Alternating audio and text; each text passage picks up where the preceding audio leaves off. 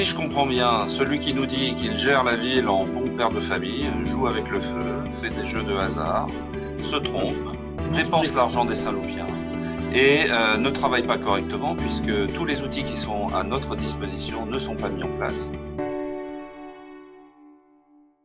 Bonjour à tous, ravi de vous retrouver pour ce nouvel épisode de l'équipe Je vote Saint-Leu.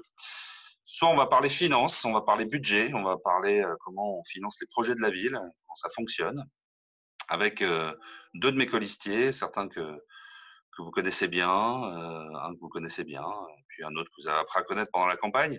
Mais à nous trois, nous serons les trois personnes principalement qui s'occuperont des finances de la ville, des budgets, beaucoup de travail. Il y aura évidemment un audit que nous mettrons en place dès notre arrivée, parce qu'il faudra faire un état des lieux très précis de la situation. On pense vraiment qu'il y en a besoin et je pense que tout le monde s'attend à ça. Donc ça, c'est la première chose que nous mettrons en place. Mais avant de commencer à parler un peu technique, on va peut-être se présenter. Alors, je vais commencer par toi, Eric. Eric Oui, Dubertrand. On te connaît bien, mais peut-être en quelques mots, tu peux te présenter à nouveau. oui, bonsoir à toutes et à tous. Merci Franck, bonsoir Paul. Moi je suis Éric Dubertrand, conseiller municipal aujourd'hui d'opposition depuis 2008 et conseiller communautaire depuis 2014, président de Réunir Saint-Leu. Et puis très impliqué, donc très investi dans la vie politique locale, contre la municipalité actuelle depuis bientôt 10 ans. Et puis je t'ai rejoint, Franck, j'ai rejoint l'ensemble de l'équipe, avec d'ailleurs Réunir Saint-Leu. On a un tract qui a expliqué tout ça cette semaine dans les boîtes aux lettres des Saint-Loupiens, parce que je crois que, et j'en suis même certain, c'est un peu le prolongement de l'action qu'on a menée depuis 10 ans, autant sur nos valeurs et sur nos convictions que sur les objectifs qu'on poursuit.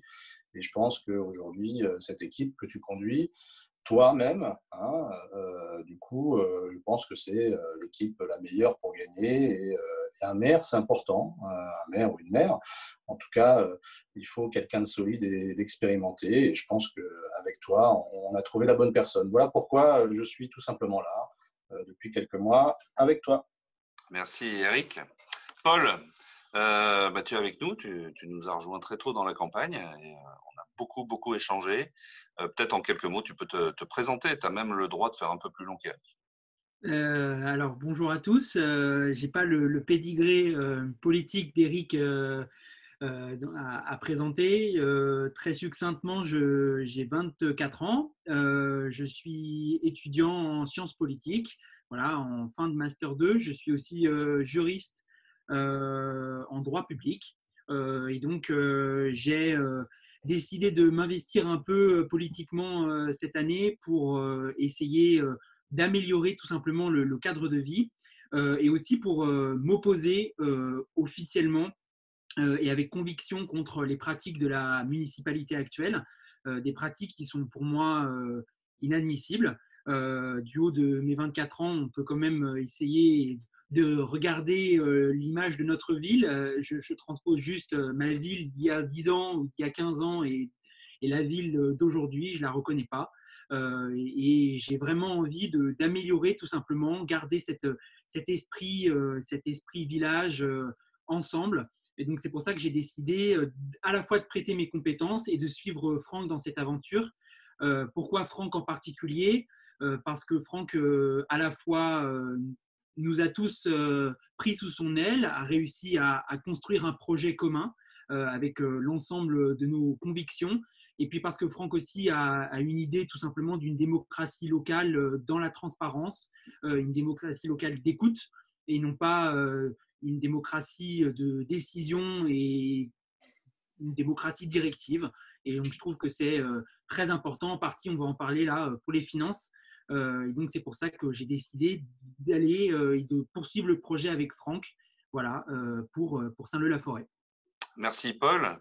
Alors, prendre des décisions, on saura, ça on sait faire, mais dans la concertation dans un premier temps, et puis après, nous déciderons, parce que ça sera notre rôle et nous saurons le faire, mais toujours en toute transparence. Paul, avant qu'on rentre dans la technique, j'ai quand même envie que tu nous précises quel est ton parcours, parce que toi, tu as vécu, tu es un vrai Saint-Loupien depuis longtemps, et il n'y a que des vrais Saint-Loupiens, mais tu es un Saint-Loupien qui a vécu l'école. Alors, est-ce que tu peux nous dire où est-ce que tu as été à l'école et comment tu as grandi à Saint-Leu? Alors, je suis arrivé à Saint-Leu, j'avais 4 ans et j'ai fait mes classes à l'école Foch. D'abord à l'école Cadet-Roussel, à la maternelle Cadet-Roussel, et puis après à l'école Foch. Et ensuite, je suis allé au collège Wanda Landowska. Délibérément, mes parents m'ont mis dans le public et j'ai toujours voulu continuer ma scolarité dans des établissements publics. Voilà, pour plusieurs raisons, le fait de garder une mixité sociale, le fait aussi de pouvoir découvrir d'autres personnes qui ne sont pas forcément issues de mon milieu. Et par la suite, j'ai fait un bac scientifique, toujours dans le Val d'Oise, donc je suis très ancré localement, en tout cas dans le début de ma vie, au lycée Jacques Prévert, voilà, avec un bac scientifique à la clé. Puis après, je me suis expatrié à Paris pour suivre mes classes d'université, ma licence et mon master à l'université Panthéon-Assas. Voilà. Ben, tu peux être fier de toi, c'est un beau parcours. Alors, on va rentrer dans le sujet, évidemment, les finances. C'est un sujet fondamental, hein, qui est transversal. Alors, on parle de deux choses principales, nous, quand on parle de finances. C'est une méthodologie qui permet de ne pas augmenter les impôts. Ça, c'est toutes les listes le disent, mais ne pas augmenter les impôts, ça peut être, on peut avoir un premier effet qui est celui de la municipalité actuelle, c'est-à-dire que ils n'ont pas augmenté les impôts, c'est vrai. Ils essayent de gérer au mieux et pour gérer au mieux, ils se séparent du patrimoine de la ville, petit à petit, ça on y reviendra bien en détail. Mmh. Et puis, eh bien, on a de moins en moins de services, on perd le service public tel qu'il est, et on invoque toujours que bah, on ne peut pas, nous n'avons pas l'argent, c'est pas notre faute, mais nous n'augmenterons pas les impôts, certes. Mais il y a plein d'autres manières de faire pour avoir de l'argent. Il faut savoir qu'on ne vit pas en vase clos et qu'on vit interconnecté avec plein d'institutions qui sont l'agglomération, qui sont le département, la région, l'État. On a une relation avec le préfet, avec les ministères et même l'Europe. Et il faut aller chercher des subventions. Alors on va continuer avec toi, Paul, parce qu'il y a une des idées fondamentale que nous avons.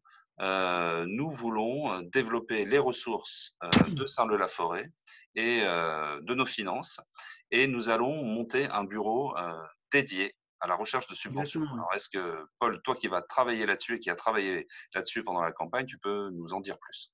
L'objectif, c'est bien de comprendre pourquoi est-ce qu'on demande des finances. Pourquoi est-ce qu'on cherche constamment à avoir plus d'argent? Tout simplement pour anticiper l'avenir, permettre aussi de construire, de rénover, voire même de pouvoir anticiper l'avenir par des projets ambitieux, ce qu'on appelle des projets d'investissement. Et ces projets donc demandent forcément un peu d'argent. Donc si on n'augmente pas les impôts, ce qui est tout à fait légitime compte tenu de la pression fiscale qui est exercée en ce moment, il faut rechercher une manne financière. Donc, il y a deux moyens. Le premier moyen, c'est la dette, c'est-à-dire aller voir une institution bancaire et de demander en fait un prêt qui a forcément un impact, c'est un taux d'intérêt important et donc forcément un coût de cet emprunt qui fera peser sur les générations futures une charge très importante. La deuxième possibilité qui est offerte aux collectivités locales, c'est d'aller chercher des subventions. Donc les subventions, il y en a de plusieurs types et il y a un spectre très étendu de ces subventions. Et notre objectif avec Franck et avec l'ensemble de Je vote Saint-Leu, c'est tout simplement de professionnaliser cette recherche de subventions. Ce n'est pas le cas actuellement. En fait, on apprend avec effarement qu'aucune subvention n'est demandée par la mairie actuelle pour pouvoir financer les projets d'investissement. Donc ça veut dire quoi? Ça veut dire qu'à l'heure actuelle, c'est une économie en bout de chandelle. Monsieur Meurant parle d'une économie en bon père de famille. Ben moi, je n'appelle pas ça du tout une économie en bon père de famille, tout simplement parce que c'est une gestion quotidienne, une gestion au jour le jour, qui est assez effarante parce qu'au final, l'ensemble des projets pour l'avenir, la réfaction des routes, la construction d'investissements et d'infrastructures routières, culturelles, sociales, tout ça n'est pas porté par la municipalité actuelle. Et donc, en fait, il n'y a strictement aucun projet d'avenir parce qu'il n'y a pas de financement.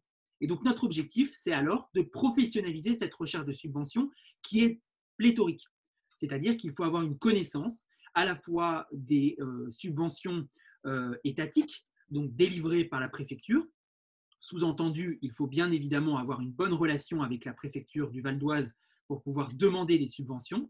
Mais plus encore, c'est aller chercher les subventions vers d'autres collectivités territoriales, par exemple la région, qui propose un certain nombre de subventions, qui sont des subventions d'avenir durables, notamment pour la rénovation des logements ou encore pour le fait tout simplement d'acheter des vélos électriques, ou, et ça c'est le dernier point, d'aller chercher des subventions chez des partenaires privés, des mécènes, qui seraient prêts à mettre un peu d'argent pour améliorer le cadre de vie des Saint-Loupiens.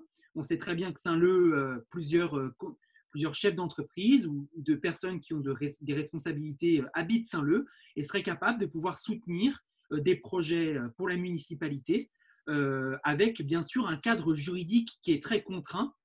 Et ça, c'est pour ça qu'il est nécessaire d'avoir une professionnalisation de ce bureau de recherche de subvention avec un montage et une sécurisation juridique des projets et quelqu'un qui est dédié officiellement, quotidiennement à la recherche de ces subventions, la recherche, monter les projets, suivre les projets, rendre compte, parce qu'il est nécessaire de rendre compte des projets. L'argent qu'on nous prête ou qu'on nous donne, il faut le valoriser et construire, ou en tout cas réaliser les projets qui sont visés par cette demande de subvention, et ensuite reprogrammer d'autres recherches de subventions. Donc tout simplement, c'est un projet pour soutenir des projets ambitieux comme on porte avec Je vote Saint-Leu. Il faut de la manne financière, une ressource financière. On ne veut pas augmenter la dette qui est importante, même si effectivement les taux d'intérêt sont aujourd'hui plutôt bas. Donc on peut effectivement rechercher vers une augmentation de dette, mais pas trop importante. Et de l'autre, rechercher des subventions. Mais quoi qu'il arrive, ne pas augmenter les impôts. Voilà, en quelques mots, notre projet de bureau des subventions. Écoute, Paul, merci, c'est très clair. Moi, j'ai quelques domaines en tête sur lesquels très très vite on peut avoir cette action-là, parce que des domaines qui sont mis vraiment de côté par la municipalité actuelle. Je pense à la culture, je pense à l'environnement, où il y a des projets vraiment où il y a des sommes qui sont où il faut monter vraiment des dossiers où on peut récolter des sommes pour accompagner nos projets sur de la culture vélo, mais je pense à des projets de culture qui sont fantastiques où on peut donner de la culture de haut niveau, de la pratique d'instruments de musique notamment, grâce à ces dossiers qu'on peut monter de subventions. Merci Paul pour ça. Il y a un point que j'ai pas abordé, mais on va l'aborder ensemble, Eric, c'est que quand tu as parlé de recours à l'endettement, Saint-Leu-la-Forêt, hélas, n'est pas la dernière des communes à recourir à ce point-là. Nous sommes une des communes, sachons-le, la plus endettée par rapport à la moyenne des strates. Aujourd'hui, on est environ à peu près à 20 millions d'euros de dette. Il y a eu une explosion et quand on compare ville à ville, et moi je vous engage à les comparer sur des sites qui sont officiels et qui vous le montrent, contrairement à ce qu'on nous dit, nous sommes surendettés.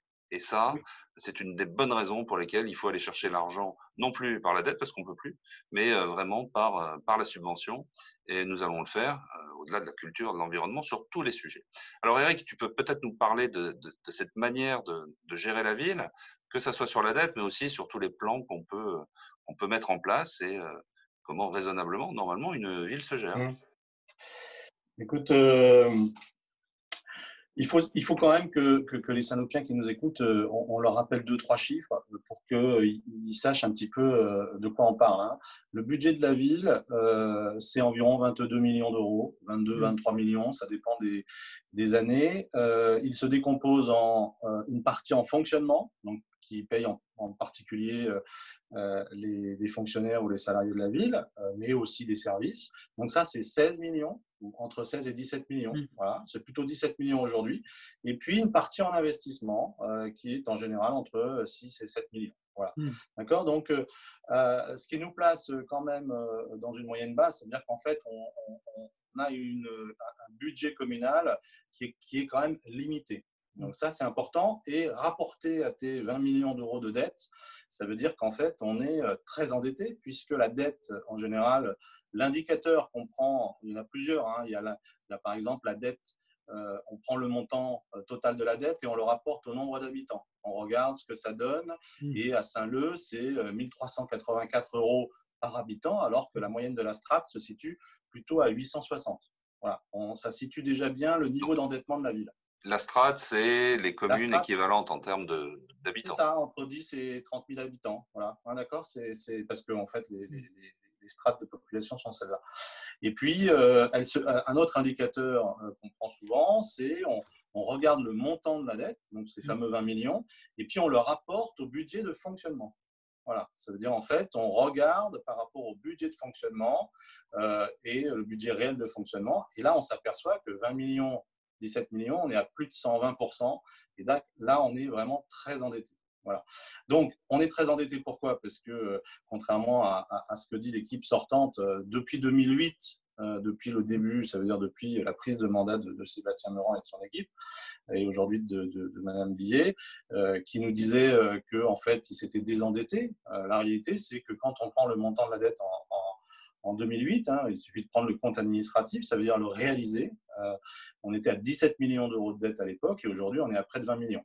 20 millions parce qu'on a un peu moins de 4 millions d'euros qui sont du PPP, hein, le partenariat public-privé, les quelques routes qui ont été faites par ce biais-là. Donc, c'était quand même un coût important. C'est une dette qui a été réintégrée dans les comptes administratifs des communes à partir de 2011. Voilà. Et donc, ça vient alourdir la charge de la dette. Hein. Ça, c'est évident. Et puis, parce que ils ont souscrit un certain nombre d'emprunts. Pas totalement réglé la question des emprunts toxiques, hein, contre lequel, évidemment, la municipalité actuelle s'est beaucoup battue et a fait savoir qu'elle se battait, y compris contre l'État, quand l'État proposait des fonds de soutien pour pouvoir sortir de cette situation, et ce que la ville a refusé. Il n'y a que 4 villes sur les 676 collectivités qui étaient concernées qui ont refusé de rentrer dans le dispositif de fonds de soutien à l'époque porté par l'État, dont Saint-Leu-la-Forêt. Or, aujourd'hui, on se retrouve sur les 20 millions d'euros de dette avec un peu plus de 10% qui sont des emprunts toxiques, ce qu'on appelle la dette structurée, qui est l'héritage de l'ancienne municipalité, puisque Jean Legac et sa municipalité, comme beaucoup d'autres d'ailleurs, hein, s'étaient endettés à hauteur de 8 millions d'euros. Mais le plus étonnant, c'est que celui qui s'est beaucoup mobilisé contre ça, Sébastien Meurant, a lui aussi contracté un emprunt toxique en février 2010 d'un montant de 2,7 millions. Et donc tout ça vient s'ajouter et ce qui évidemment pénalise beaucoup la ville. Et ce que tu dis, pour juste éclaircir ce point, c'est qu'il y a des mauvais choix qui ont été faits. Hein.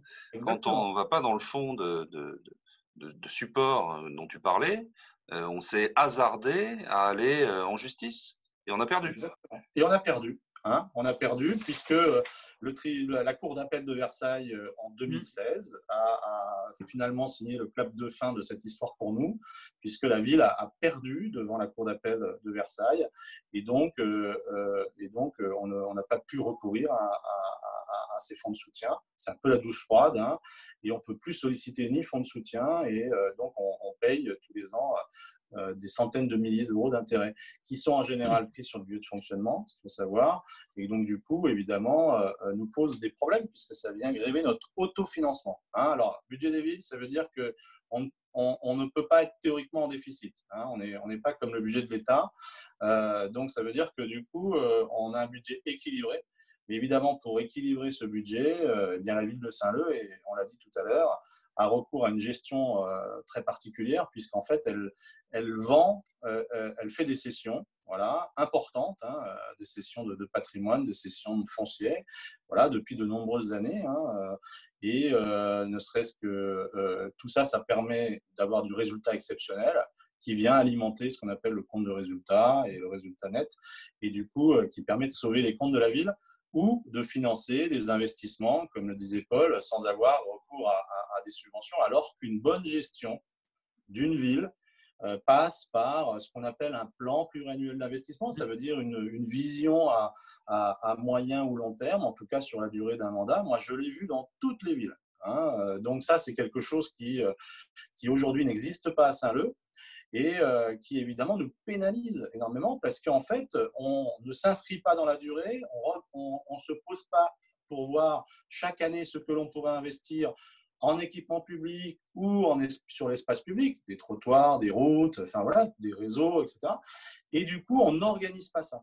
Donc, contrairement à ce que font les autres villes. Et d'ailleurs, depuis 2015 et depuis la loi NOTRe, eh bien, le débat d'orientation budgétaire qui précède, ça veut dire dans toute collectivité, vous avez un vote du budget, hein, qui s'opère en général à la fin du premier trimestre de l'année. Et puis 2 mois avant, vous avez un débat d'orientation budgétaire sur lequel il n'y a pas de vote, et c'est un débat, et qui doit comporter, depuis d'ailleurs 2015, c'est précisé encore plus précisément, non, un rapport d'orientation budgétaire dans lequel on a un plan pluriannuel d'investissement, ce que ne fait absolument pas la ville de Saint-Leu. C'est illégal, on l'a déjà dénoncé, l'État le sait et le rappelle à chaque fois à la ville.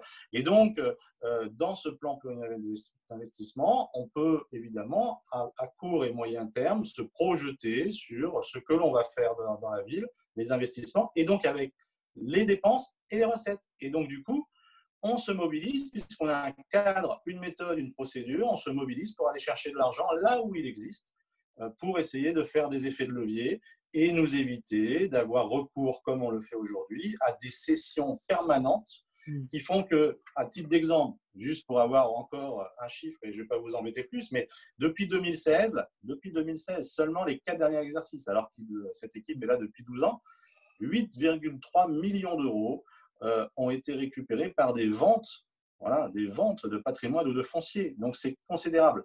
Et ça, évidemment, c'est du résultat exceptionnel. Ça ne peut pas constituer une politique budgétaire ou une politique financière de la ville. Ça n'est pas raisonnable. Et en plus, c'est comme si on vendait dans sa maison une année un meuble, une année un lit, une autre année une armoire pour pouvoir financer ses investissements propres. Donc, ce n'est pas de bonne gestion. Voilà. Alors, ils vous diront l'inverse. La réalité, c'est que objectivement, et il suffit d'aller tout simplement interroger des spécialistes et avoir des audits. Tu disais qu'on en fera un. Eh bien, ils vous diront très clairement que cette ville n'est pas gérée correctement. C'est vraiment le cas. Merci pour ça. Donc, si je comprends bien, celui qui nous dit qu'il gère la ville en bon père de famille joue avec le feu, fait des jeux de hasard, se trompe, dépense l'argent des Saint-Loupiens et ne travaille pas correctement puisque tous les outils qui sont à notre disposition ne sont pas mis en place. Donc, Saint-Loupiens, Saint-Loupiennes, je vous le dis, votez pour la bonne liste qui va faire en sorte que les deniers de Saint-Leu soient utilisés comme il se doit et soient planifiés dans leurs dépenses et que nous puissions ensemble aller chercher l'argent pour entretenir nos espaces et pour développer nos projets. Donc, Saint-Loupien, Saint-Loupienne, le 28 juin, faites le bon choix.